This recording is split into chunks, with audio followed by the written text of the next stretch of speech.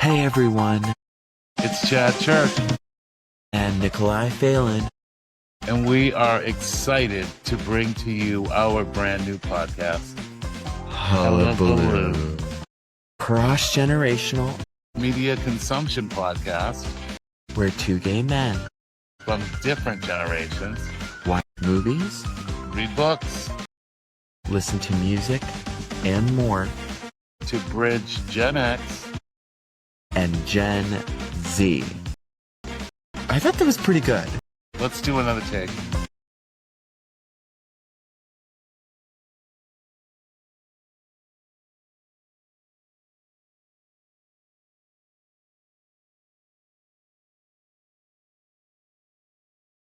This is Chad Church, and I am welcoming you with my partner here. Nikolai Phelan, welcome to another episode of Hullabaloo. Today we are looking at special oldie but goodie. I hope I'm doing that the right way. It's going to reverse anyway. So cute. Oh my god, I'm loving that you got the physical version. I'm so lame. I got the Kindle. I'm a physical version guy, but we're reviewing The Little Prince, and I'm going to butcher Antoinette de Saint-Exupéry's name. I don't know how to pronounce it either. Exupéry? I think it's Exupéry. I want to say Exupéry. We can look it up. Like how to pronounce name of author of Little Prince. Oh yeah, it's there. Antoine Exupéry. Exupéry. Exupéry. If you know Exupéry. French and Yeah. you want to make a comment, go ahead. Make a comment. Let us know. Clip it. Yeah. But usually we start off every episode kind of with a revamp of the day, the week, where we've been with things. I know you have just gotten back from Berlin, but you're also on your way to New York, right? In April, I'm gonna be temporarily. I'm moving into my friend's apartment here in Barcelona. I'm moving out of my apartment. Everything's going to storage. Kate is moving back to the United States for a couple months, and then she'll come back around May. And so, yeah, I'm gonna be living out of a suitcase for a bit. It's gonna be quite liminal. I'm feeling my roots lifting up and my wings starting to expand. Well, my wings hopefully will be expanding in the next few months here. I had To a Italy. interesting, well, yeah, in Italy, I had an interesting conversation back and forth with the attorney and slash auction company people today, and or early that like it was like 2 a.m. last night, and of course I got a little spicy because I can do that when I'm frustrated. Oh no. And yeah. But what was good though, there was a nice result to it where um the attorney guy sent me and he owns the company. He sent me like I was like, I want to know who's doing what, when, and how. And they're Yeah. like, it's a third party thing, and da da da da da. And they've got to talk to the judge, and blah blah blah blah. But anyway, he sent me like a rundown, a legal rundown off of like the legal, I guess, website of everything that's been done in my purchase process. And there's been a lot of activity in that account. And now it's just waiting for this, it's waiting for somebody from effectively the title company, the notary, to file a document with the judge so that the judge can do what they need to do. And they're like, no, you don't need to call any judges, dude. You need to wait for this guy to do his job. And I was like, Can you well, pay the notary more? In yeah. Spain, if you need a note, like there's like kind of like like I don't want to say loopholes necessarily, but it's like certain notaries have better connections or like faster passes, so to speak. Well, That in they're connected directly. This notary is connected directly with the community that is in judge that are doing this sale. I don't know. I'm gonna have to watch myself because I know myself, and I tend to, when people are jerking me around, I tend Yeah. to go to the mat with it. And Oh, so I I'm am just, the same way. It's truly like lately I've been also realizing sometimes like if I come off of that, I come out of that energy and I was right. Like it was the correct centered energy, the necessary energy for a situation. I mm, have to be careful that that my fists don't start swinging like too preemptively the next time because then I'm in that mode where I'm like, don't fuck with me because I win the fights that I go yeah. into, and then it's like, girl, chill, bitch. Hard though. I really just want to, with what's going on here, I really just want to be there and not I here, you know. know? What part of is it in Sicily? Where is it? No, no, no. This is on the mainland Italy. This is in the Calabria region, about a 45-minute ride from Reggio Calabria at the tip of the boot. Okay, cool. Is it Puglia, like if this were the boot, Puglia is like over here, and mhm. then I'm like down here. It probably take a couple hours to get to Puglia, Okay, nice, nice, nice. you know? Kate right now is in Catania.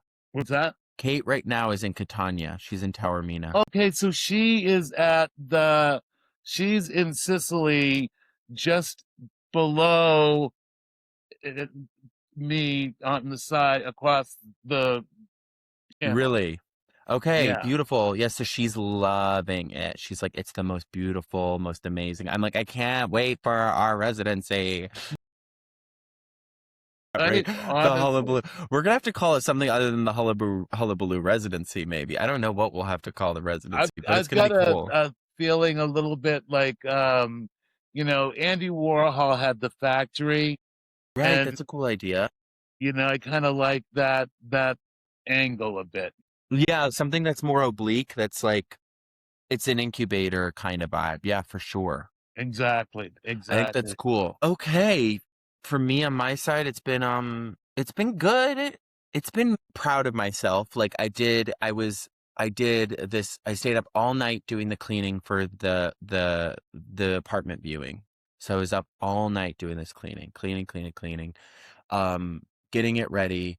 I'm exhausted. I'm trying to log hours in my remote job, but there haven't been so many tasks. It feels like an anvil above my head because I'm preparing to go to New York, and I'm like, I want to be working right now because it's going to be Mhm, expensive.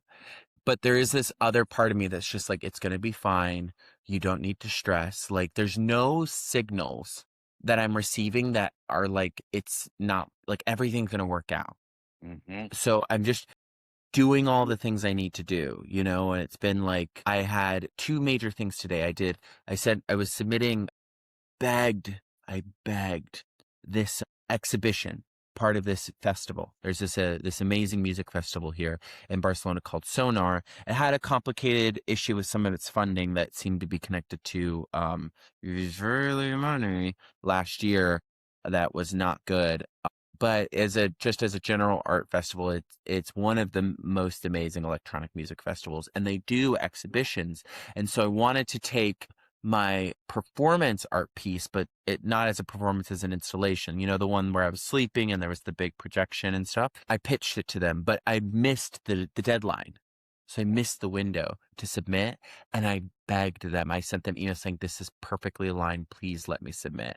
And they sent me an email this like today after I was up all night cleaning, and they go, you have till the end of today.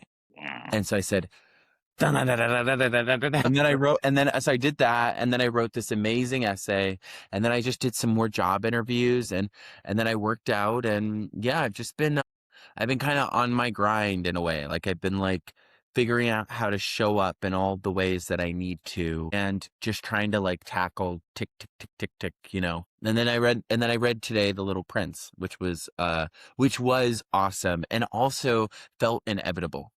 I found the book to be kind of inevitable for me in a way. I find that the timing of this and the lessons that can be learned or relearned, if you will, from it is inevitable. And same. This is how I felt too. It was like this was in a weird way. It felt faded. Like I was. There were many moments where I was like really like.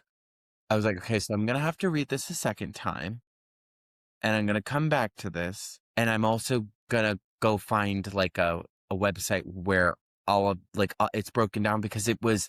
I did at moments feel like I was being machine gun fired with like profundity. Like it Yeah. was incredibly profound and very mysterious. I found it. It was one of those things where I was like, the children's story I'd written, A Rabbit Lost. People had always said it's kind of like The Little Prince, and I always was like, I would always like look on people's pages because we're looking for the next Little Prince. You know what's so interesting to me is it's impossible to possibly imagine any children's author publisher looking for the next Little Prince. How could you know that this book was going to be a success? Mm-hmm. Because Mm-hmm. it truly is a very peculiar, like it's strange. It's beautiful, it's strange, it's touching, but one person, the person who chose this book to decide to publish this book, allowed their soul to guide them. Mm-hmm. That would be my guess. Well, and it's interesting too because, I I have, my affection for Jonathan Livingston Seagull, and to me, that is serves more as an adult book than it does maybe as a children's book. I mean, the reading is easy, right? But Right. the concepts and are they have depth. And this is very much the same thing here with the Little Prince, right? Like Totally. I'm like, I the for the European children are much smarter, apparently, because I'm going, this is what I go, I'm reading my kid this book. Yeah. That's the book that I was looking for as a kid, Yeah, for yeah. Well, sure. this is the book that and there's a reason why all these kids read it, and maybe it takes a while. Like, it's kind of playful to read as a kid, but for the real depth of it, I think to sink in, it requires you to see it again as an adult. Yeah. You know? Absolutely. I think it's just one of those things where it's like, it could, to be able to have that kind of love, that desire to want to give, like, I think the book wants to give in a way. Definitely. That was my expression, was that it was like, it felt like an incredibly selfless book. Like it Mm-hmm. was truly channeled, and that it wants to give to young people at whatever age they're able to receive it. And by young people, I mean the young person within all of us, the person who's able, because that's what the Little Prince is the young person in all of us, right? Mm-hmm. Mm-hmm. And it's to give a guidance and a reminder about the simplicity with which one must practice love and compassion and nurturing in your life. Yeah, and certainly in where when you bring the fox into it and the rose and so forth. But I guess where I knew was that me? Your fucking phone is literally is like truly the third member of our podcast. I think this is like a part of the podcast now. It's at this point it is. And the thing is in the recording, I don't I sometimes I call it out and it's like, and then I listen to it back and it doesn't get heard. It's not picked up by the mic. Well, So see, it's just me responding with sounding like schizophrenic. Okay, so what were you saying? What were you saying? but there's the part that gets me in this is how again it really focuses on how you have to be you, right? So you talk about the love in it, and there's this whole process of him going through these different people on these different planets that he's learning from the Little Prince has learned from, and these are all of these horrible things that we do or come to as adults, right? There's Right. the greed, the greedy guy that's counting the stars, and you've got your the king who's ruling nobody. Again, has and then the lamplighter who every day is just going back and going back. All of these are all of these things that we do as adults, or we learn to do over time as adults. Occupations in a way. Like it's almost like the literalization of the concept of an occupation. It is the occupying of time, but it is the occupation as illusion. Like it's the illusions that we hold. I loved the king character. I found it so fascinating. I thought, what an engineer this Antoine Exupéry is, because I found the concept of the king always like retroactively deciding the thing that will already exist being the thing as a reflexive way of always being in power, but at the same time his fear or need to keep people close.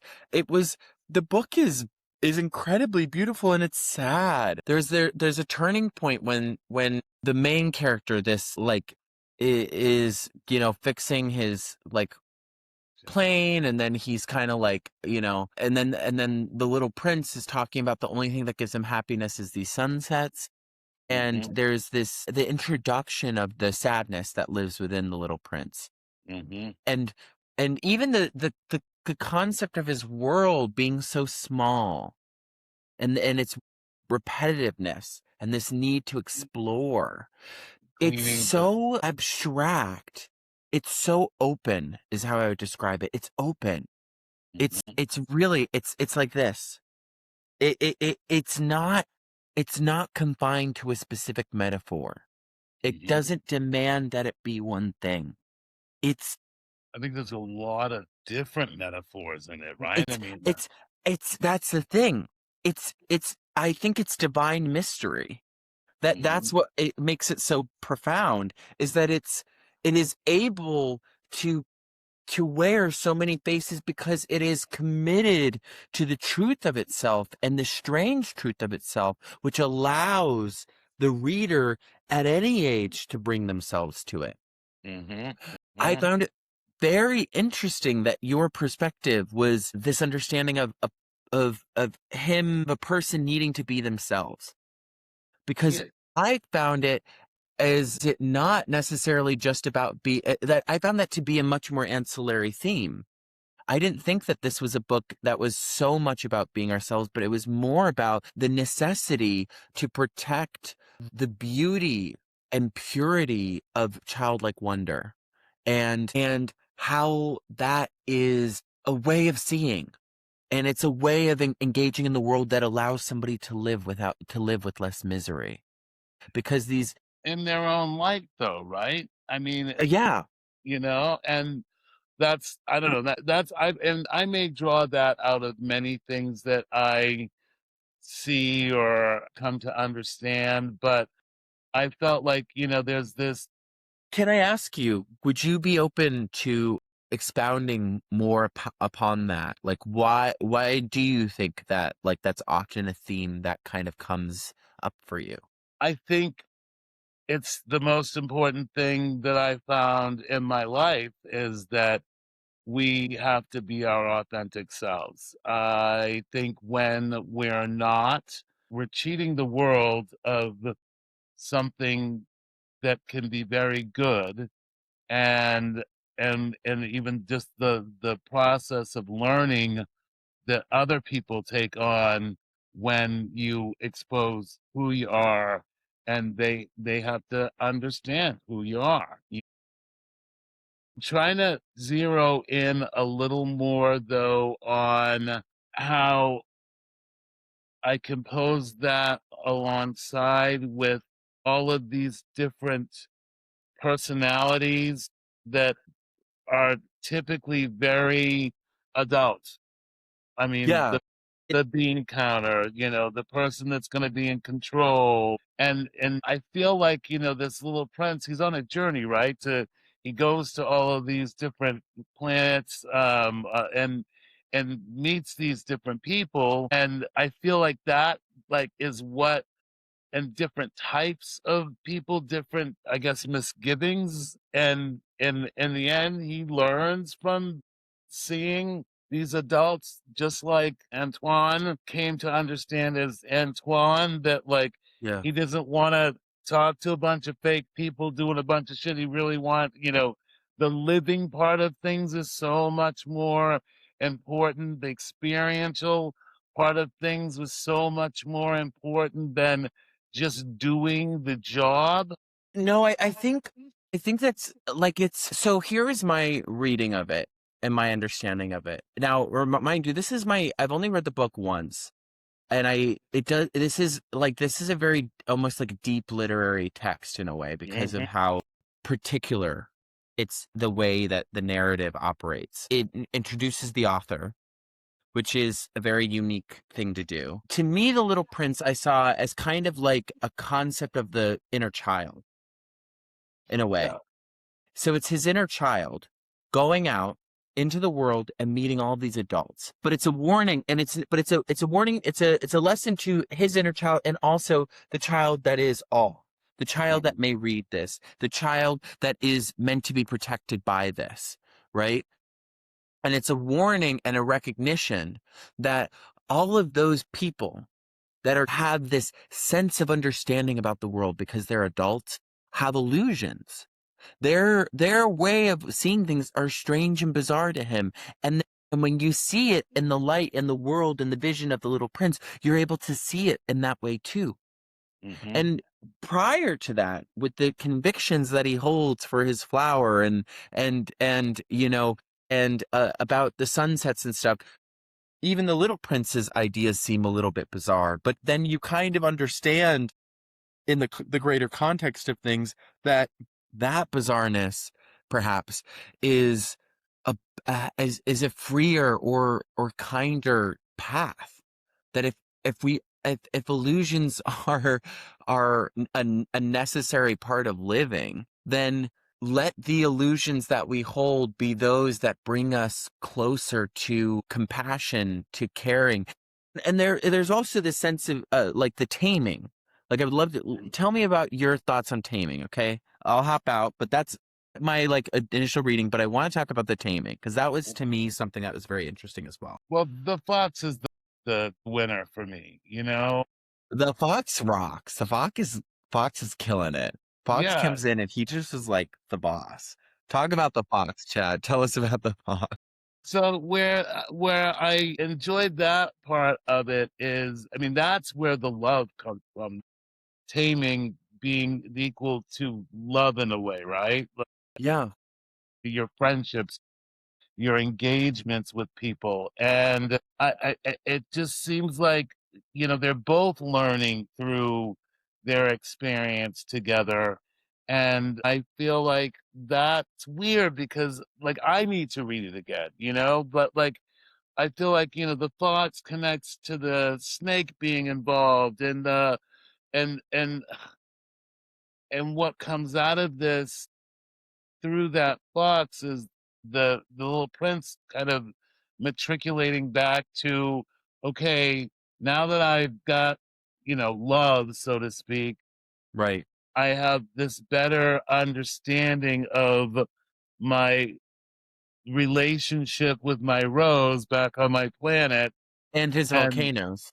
and the sweeping the volcanoes, Right. like, and then and the pruning or the weeding of the baya bush. The biobos. Yeah. I don't even know Yeah, how to say those. The biobos was where, fascinating. and this is an interesting part there too, because this book coming out in 1944. This is uh, crazy. Is was so far ahead of everything that would come. Like this book is the book that Gen X needed and right, somehow maybe had but didn't we read it had it enough. we had it. I remember my dad saying, have you read The Little Prince, and I was like, Really? yeah, I was like, no, I'm on Treasure Island. And then you're like, no. But it when it came out there, the Nazis had France at that point in time. The what's it, the Vichy government or whatever Hmm. there, and they banned it, right? And they banned it on the with the association that those baya bushes were the Biobo. Biobo, I think it says. I think it's Bayo. Baobo? Is it a Baobo? Like Baobo? Baoboa. Baoboa trees. Okay, yeah, the Baoboa Yeah. trees. And so kind of underhand, like subtly, this was talking about pruning these because if they get out of control, they'll crack the planet and they'll, destroy his home. And there's a linkage to that in Nazi Germany.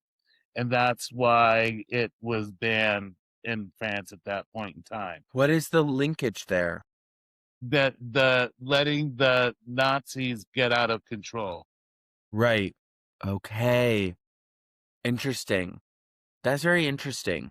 Yeah. It does make sense though to think about that this book did come out during war times because that would explain why the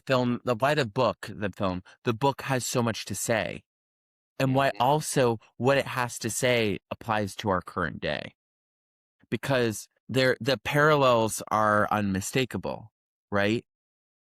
And I think in the face of absolute evil, as Antoine was undoubtedly, seeing, there is always an impulse towards goodness by the artists and the true artists, right? And there's a necessity for it.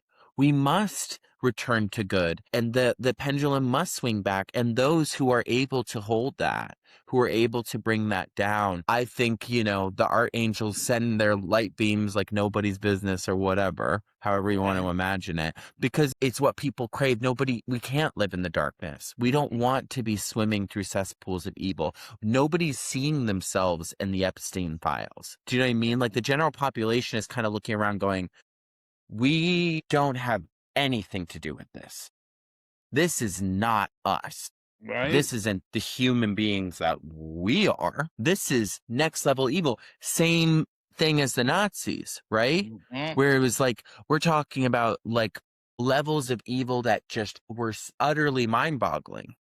And this And is, you look at it and you look at like, all these, even the characters in it, we've got the king that wants to rule over something he doesn't have, right. and then we've got, this geometry, or not geometry, Geographer. geographer who is, look, you go get me the information and I'll, just keep the books on it, right? And this candlelighter, this just keeps on going to work and going to work and missing like the time for him, and Right.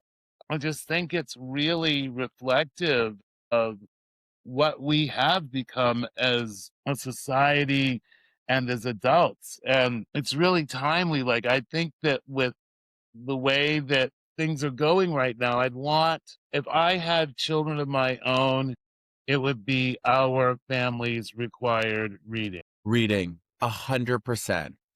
So the other thing that's interesting, okay, so I've been looking at what other like people have kind of broken down some of the themes of The Little Prince. And like one of the really important like lines from it is what is essential is invisible to the eye, Mm-hmm. which in this instance is about love and friendship and meaning, which is it cannot be seen, only felt with the heart, right? That's And Fox talk, right?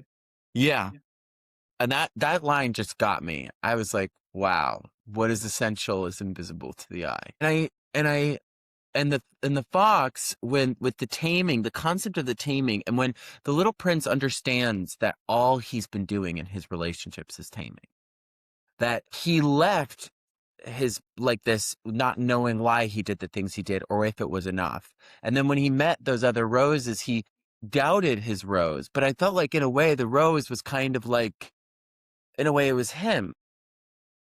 It's like he wanted to protect the rose in the same way that like we want to protect the little prince. The rose has this sense of ego, right? It Mm-hmm. has this idea of itself. It's like, I am the best, et cetera, but you got to take care of me, blah, blah, blah. It doesn't know that there are other roses. But in a way, he recognizes that that also has to be protected Mm-hmm. because in order for its existence to be beautiful, it has to believe it's special. And I think that's interesting. There's something interesting about that. Like, I don't know what the truly mapped like message of the specifically what the rose could like is meant to symbolize necessarily, but the way that I received the rose was that it's about the integration of self. It's about an necessary element of self that we when we go out into the world we can see and discover that perhaps we are not so special, but it is still important to feel special. It is Mhm. still important to nurture that, especially if it allows one to create beauty. And then what he realizes that the time he spent on the rose is what makes it so important. And I really like the rose's line about the caterpillars, that a rose must bear two or three caterpillars in order to experience butterflies. Wasn't there something about thorns? When it's four thorns, the four thorns were there prevalent, like that the rose with, because this is the other thing. The rose, it has a sense of arrogance, but it only has four thorns. Mhm. And so this is the thing. Antoine is having this relationship with the kid because he's this adult that has these ideas. But then at the same time, he's trying to take care of the little prince from his adult way. But then it's the little prince who's then taking care of the rose, right? But the rose is also, in a way, as another expression of the inner child. Mhm. Mhm. It's an expression of the arrogance of the child. To me. Is it could be an expression of the arrogance of when you're a kid, you believe you know everything, but you are Mhm. merely a rose with four thorns. As you're growing. Yeah. Mhm. And you have to be nurtured. You know, you're vulnerable. There's a vulnerability there, Mhm. you Mhm. know? Mhm. It's. And I'm gonna. I will have to read this again. I have to read it Um. 47 more times. It's Yeah. awesome. It's awesome, dude. This is an amazing book. It's awesome. I'm going, this is the Bible, bro. That's the Bible. Like I go, Right. this Right. is why people probably go crazy for the Bible because they're just like, this shit's got so much in it. Like this book is, and this is one of the most sold books of all time, I think right under the Bible, which makes sense because it's so dense. Yep. And it's been translated 500 to 500 different languages. Because the messages it has to say are beautiful, and they're not. What I find interesting about it is that it's not committed to just one thing. Mm. It really is a sense of channeling where it feels more like it has brought a kind of godlike energy down and allowed it to refract through it, and then we get the connection every time in an almost holy way because of that authenticity, that deep, true, like honest purity and commitment to love. There's a genuine love in the book Mhm. that you need from children's books, that we want from children's books. And that's why it is a children's book, despite being a high level, is because the energy is of love, and what you want to give kids is love. I don't know if I would have caught it, like if I had read it as a child. Don't know that I mean, I wouldn't have been able to, my comprehension wouldn't have put all of it together in this very loosely tied up way that I have even now. I think back in the day, I did more reading words than I did understanding the concepts of things, right? So Right. I, I almost feel like as a child, this would be like a foundation for me for later on in life as an adult. And I think that might be why so many adults send us back to it, and I say, I think that it's meant that way though, because I wonder, I'm curious, like in my version there weren't so many pictures. Were there many pictures in yours? yeah, they're pretty much, yeah, they are throughout there. There's, little Okay, okay, but there's a lot of big words. big for, I mean, A I don't kid, know what, right? what age somebody should be reading I this think at. 8. I was thinking it has to be like 8. Like I Okay. think this is like a book for like maybe an 8-year-old. This is not a book for a 5-year-old. Definitely not a It's book for, it's yeah. it's gonna be like 8 is the minimum, probably 9 or 10.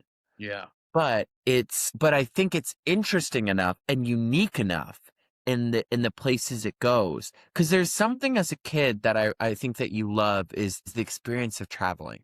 And to Mm-hmm. take people to space, that's Mm-hmm. why it's a kid's book. That's why Yeah. it's able to exist for kids, is it takes you to space. And it Yeah. doesn't just take you to space, it takes you to space on a tiny little planet with sunsets and giant trees. And I love it. It's a Mm-hmm. fable.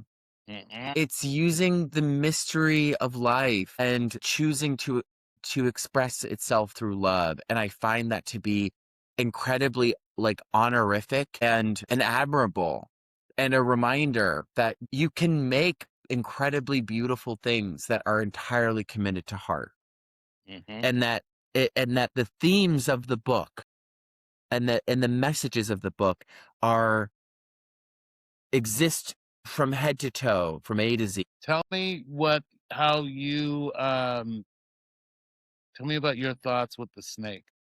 So I feel like the snake. So I also was like, did the Little Prince die?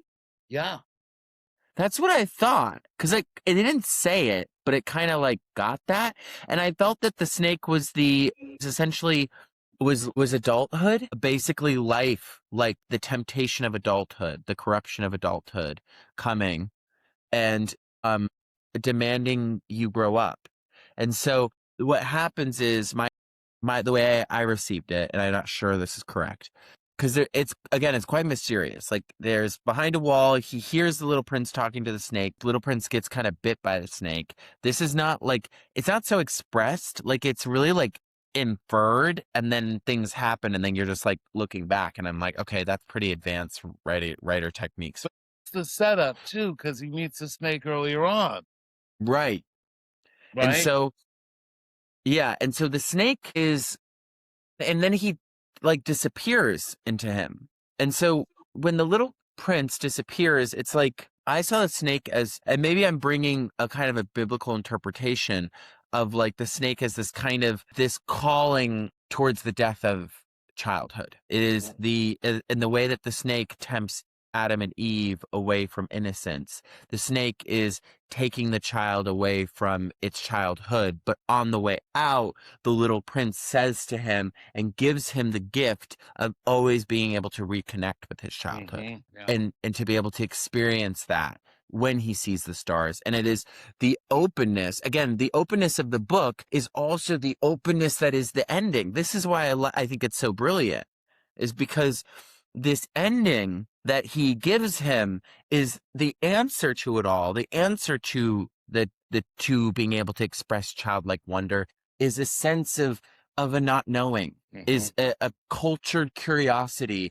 or a willingness to experience one's imagination through the never having answers, right? Mm-hmm. But in that also, which is what ends up being his reality, is the fear, anxiety, and pain. That's the truth of it, is that the childlike wonder is the imagination, but as part of imagination, the double-edged sword of it, of getting older, is that the more you know, the more you fear, or maybe it's not that the more you necessarily fear, but it's the more that you could fear, in a way, because the greater understanding you have of what possibly exists, the more that you can contain it in your consciousness. I guess I part of the biggest part for me here in the book is really this separation from how an adult looks at things, and I feel like Antoine wanted this to be understood clearly, is how much we give up in the way that we end up developing into adults. Right. We miss so much in that, every day. I mean, even now to nowadays, our heads are down here and this, and it's involved in every bit of our life. And we don't pay attention and don't look at things from those really simply rooted base imaginative visions. And for me, more than anything, it's just a reminder not to always be an adult, you know, like Right. one of my favorite things, and I've said and I've written, is about the colors. As a child, I was able to experience the colors and the smell, like green grass with my head buried in it and my nose buried in it, smelt like green grass. Therefore, like green had a smell to it, and you know the Right. red of the cherry, and there was like you took the time to appreciate that versus counting your dollars, versus managing your people, versus Right. you know, just taking in this knowledge, supposed knowledge, and then and not experiencing it. You know, I that's like that's the love part, and I'd say that the reminder that to live a life that's more artistically connected. Open in a way. You know, there's a beautiful thing. There's a beautiful poem by E. Cummings. I don't know if I've ever said it on the pod. Maybe I have. No, I think I said it when I was in Berlin to some people. So it's called "Love is a Place." And he says, "Love is a place, and through this place of love, move with the brightness of peace all places. Yes is a world, and in this world of yes, live skillfully curled all worlds." And I think that poem is something I always try to hold on to, which is that love is a place and that yes is a world, right? And it's everywhere and it's always there. And that and that it is the adult experience of boundaries and what have you is the learning how to say no, right? But we also have to continue to cultivate how to find ways to say yes, Hmm. Hmm. and that it is our ability to, because that is what the little prince does, is he goes with a sense of curiosity to all these people and he finds them bewildering, but he's not there with an idea of what they are or deciding that it's wrong. It's just that he's not deciding that it's right. He's like, I'm Hmm. just not sure that that these people who are so sure they're correct are. Hmm. And Hmm. it's not until he connects with the fox that receives insight that truly aligns his understanding of his reality finally. And Hmm. why is that understanding aligned? Because the fox is moving in love, right? Hmm. Hmm. And in the fox, it comes bearing lessons about love and wanting to learn lessons about love. It's a mutually two-facing relationship. You're here. You're here. Yeah, Um, go ahead. no, no, I'm good. I I don't. I mean that's kind of where I've got to. I again. I gotta read it again and probably again and again and again to really search out how I put it together. Yeah. But I think I feel like we've hit on the basics of what it offers. Do you not? Yeah, I do too. I mean, I guess it's just one of those things where it's like some people probably have done entire theses on this book, and Oh, rightfully yeah, so. You yeah. know, people have spent 6 years studying this book. It Hmm. is a miracle. It's a miraculous, incredible book, and it would be impossible to to ever be able to capture the complexity and the profundity that it contains within its pages in a single hour. But from two laymen who just read the book for the first time each, like these were the lessons we had, and I think we were both deeply moved and touched by it, which is Absolutely. kind of at least puts us in good company with all the people who came before it, because we're both, my understanding is that we're both very committed to wanting to read this book again. My feeling, my takeaway, I'm coming back to this book. I Yeah, love this book. yeah. I love this book. I want this book in my house. I want to, it's a world. That's what I liked about it too, was that it's a world. I Hmm. love a world, you know? I love world builders. I love a world. I want to be taken to a place. I think that sometimes the best way to ever gain perspective in art is when you get taken to another place. So when you leave that place, you come back to yourself and you come back changed in the same way that travel changes you. Mm-hmm. Mm-hmm. One other thing I guess I'd venture to say about it is that really the way that the author constructed it from the beginning, and he's Yeah. talking about talking to his I believe it's his father, his parents, about Yeah. and adults in general, about this drawing that he makes, which is mistaken to be a hat, and Right. instead what the kid was trying to Brilliant. It's draw was brilliant. a snake that had eaten an elephant, right? It's And brilliant. everyone's like, "Oh, don't bother yourself with thing drawing snakes in the inside of elephants." Right. They Elephant, just said give up on drawing. He yeah, gave up on drawing because he was just like exhausted from explaining. yeah, And also was told he didn't have a talent for it. And it is the little prince who comes to him to recultivate that talent, to say he needs him. hmm, And it is the elegance, the simplicity, it's brilliant. It's brilliant writing. It's an incredible construction. It's a perfect way of expressing the thesis of what the book is about, and then still taking you on a journey that on its own merits is interesting. If there were no themes and no metaphors, it's still an interesting story. yeah. It goes enough places.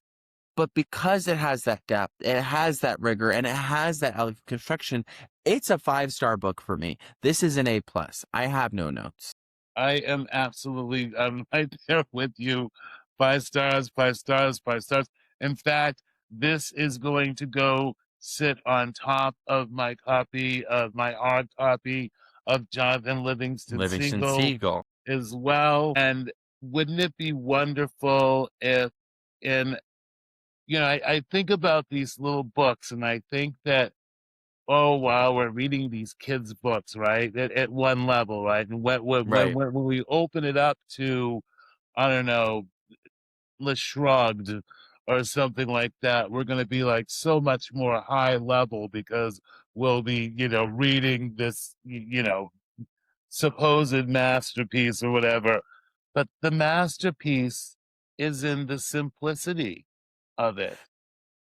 I agree. I think that, if or read like essays by Susan Sontag, for example, some of her stuff is so like it's going to be really interesting ideas as well. But this is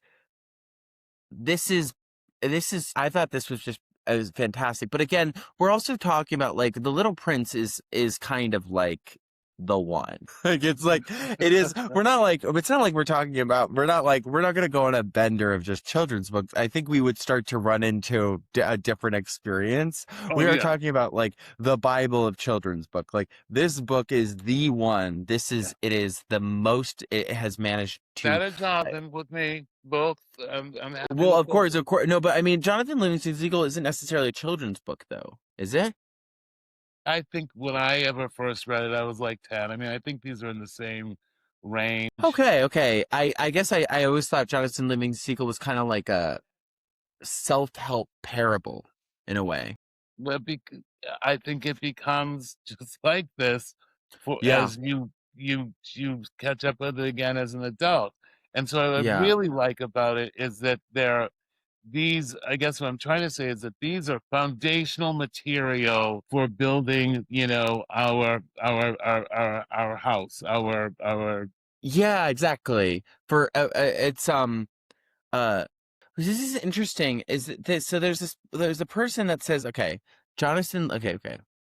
Look at it. There's a Goodreads thing that's specifically about Jonathan Livingston Seagull and the Little Prince are charming in the sense that they take topics of those who were adult and some brings up thought about and able to just I imagine it's meant for kids. It doesn't really appeal to kids. At least it didn't to me. The irony is that if you don't know anything about the relationship between Hindus and it's a bore. Okay, never mind. We're gonna have to back out of that one. I just walked into a trap there. It was right. basically a hater page against both the Little Prince and Jonathan Livingston Seagull. I was in enemy territory.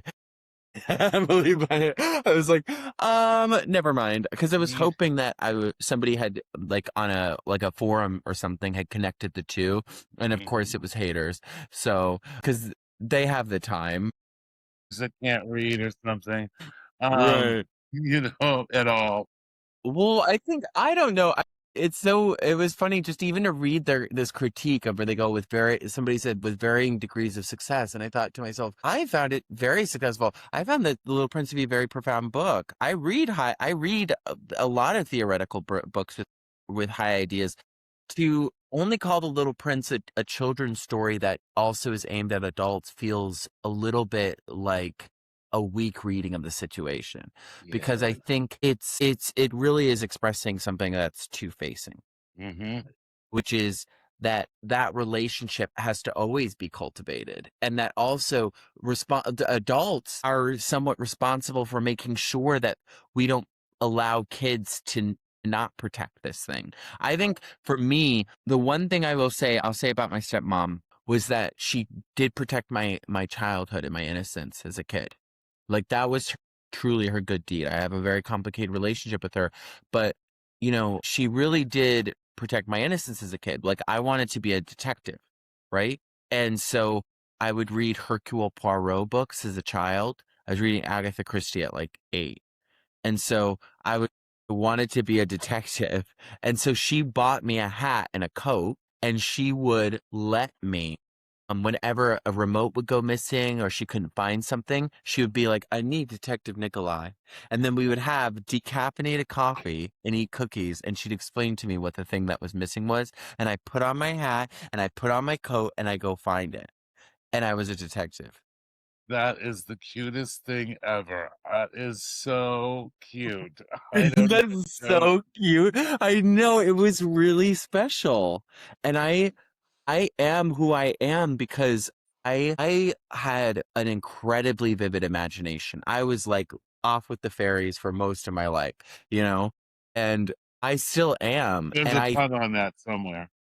yeah. But the thing is I think it's that is what the book is asking you to do, is protect that for kids. Be Mhm. that for kids. I will always be that for somebody else Yeah. because I know the value of it.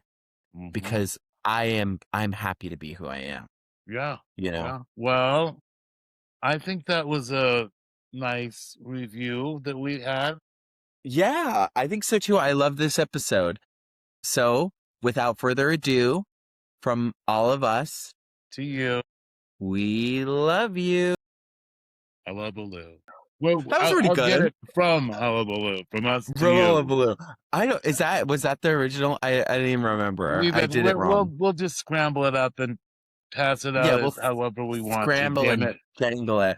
Okay, subscribe, like, and follow. Yes. Subscribe, like, and follow. Subscribe, like, and follow. And We love comment. you. Comment. And comment, but comment nice things. Chat will Yeah. fire off Ask, at you. let's talk about this stuff that we're talking about. Yeah, We want your absolutely. opinion. Okay. All right. Peace out Love till next you. time. Bye. I love you.